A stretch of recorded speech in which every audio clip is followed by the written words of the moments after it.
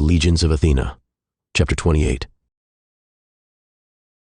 In the war room in Athens, the mood had shifted dramatically. Cheers of victory and celebration were echoing from every corner. Maximus and the others were also there, sighing in relief. Whatever ill will the people bore towards them seemed to have been forgotten for the moment. The Minervians were all busy congratulating each other, and Achilles as well. Max and the others moved to a corner and out of everyone's way, but they too were glad that Athena had been victorious. Maximus still couldn't believe the battle he had just witnessed. The Gambots had captured everything, and he was still in awe of the power Athena possessed. Regular gods had paled in comparison to the Olympian 12. "Guess we won't be heading back to our rooms then," Mia said with a smile.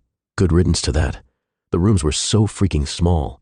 I couldn't move in them without scraping my horn on something," Rex said. They had all been a little frightened when the towers were taken, but the castle still stood strong, admittedly 5 towers lesser and with gaping holes on the walls. But honestly, Max was just glad he wasn't back in the West Tower when it happened, and a bit disappointed he would never be able to enjoy all the games he'd been playing in its recreation room.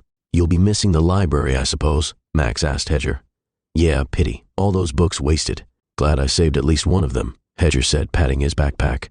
Max looked at him pointedly and waited for an explanation. "You know that title-less book I was obsessed with?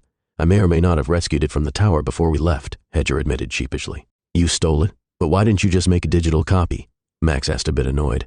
"I did, but there's something about that book I just can't shake. So I kept the original just in case," said Hedger. Maximus couldn't believe his ears.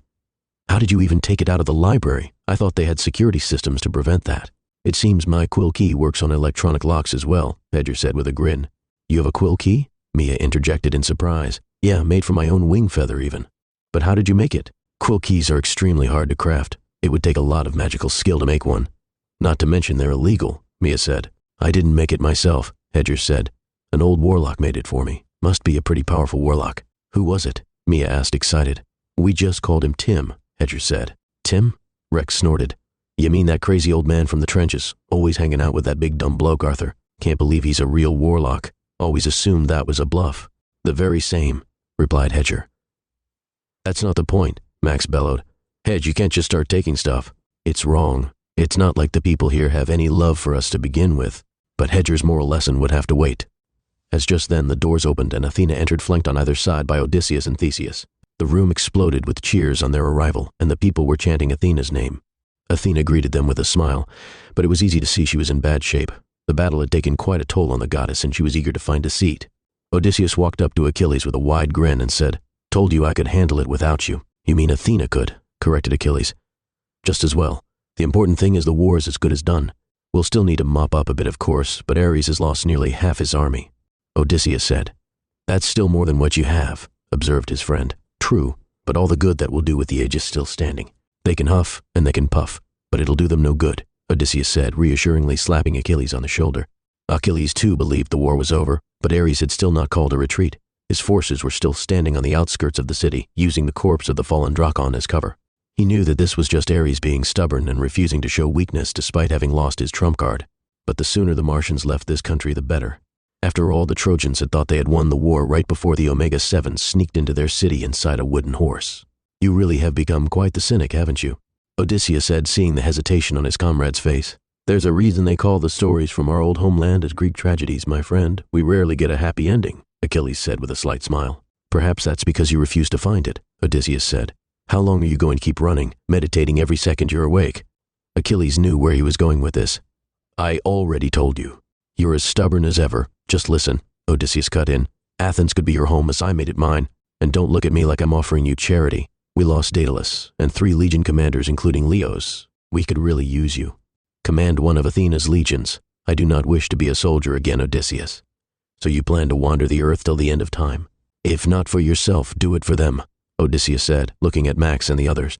"If you become commander, Max can enroll as your tyro. I can make that happen, and the gods know the boy can fight. And the others too, they're still young. They could have a life here. They won't stay here without you. You always did inspire loyalty in people." "A life here? Because the people of Athens have treated them with nothing but kindness since they arrived?" Achilles asked sarcastically. "The people of Athens are just going to have to live with it," the general said. "Especially once we start taking in more Martians." Achilles was confused by these words. He waited for an explanation. "It's highly classified information," Odysseus confided, lowering his voice. "But there is currently a rebellion in Mars." "A rebellion?" Odysseus nodded. "And you lot may have had something to do with it. Ares did not take losing Daedalus from captivity lightly. It seems he decided to vent his frustration on his people. He came down hard on the slums surrounding his cities. You mean the trenches? Yes, along with other cities in Mars, but Thrace was the main focus.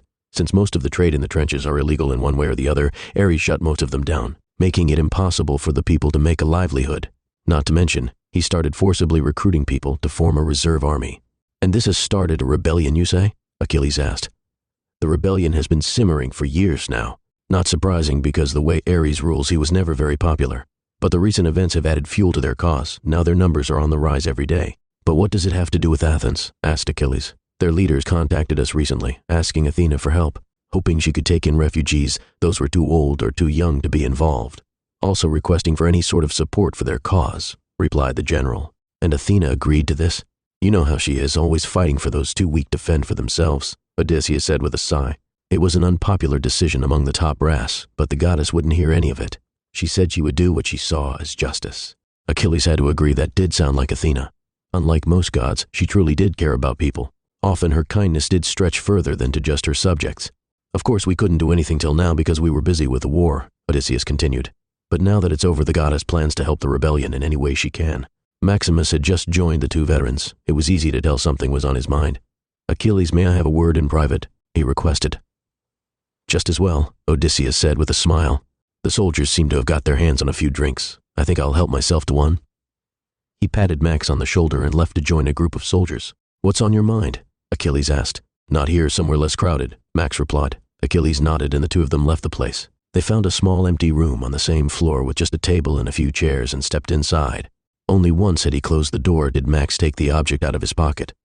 Daedalus's necklace? Achilles asked. Maximus nodded. His last words were about this. He told me to give it to you. The cube in the center, he instructed to destroy it. What is it? Achilles asked. I was hoping you knew, replied Max. Achilles took the necklace from him and removed the cube from it. He returned the rest of the necklace to Max. He gave the cube a quick examination, placed it on the table and drew his blade. Wait, that's it? Don't you want to find out what it is? Max asked. Daedalus wanted it destroyed. That's enough reason for me. What it is does not matter. His blade began to glow blue. Then with one swift strike he brought it down on the cube. The table below got sliced into half when the blade made contact, but amazingly the cube remained intact.